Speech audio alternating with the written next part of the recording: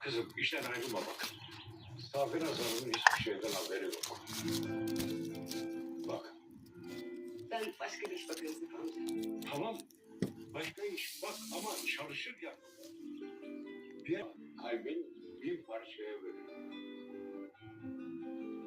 Bin birinci parçaya sarılmak zorunda kalırsın. Başka bir şey söylemene gerek yok.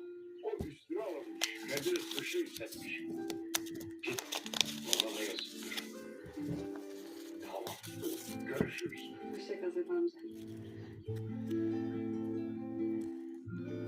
Konuşalım istersen. Evleneceğin kadını bulduk. Evet konuştuk. Kusura bakma ama buna mecburduk. Evet baba. Biz açık açık konuştuk. Sen de konuş ve artık şu meseleyi çözelim.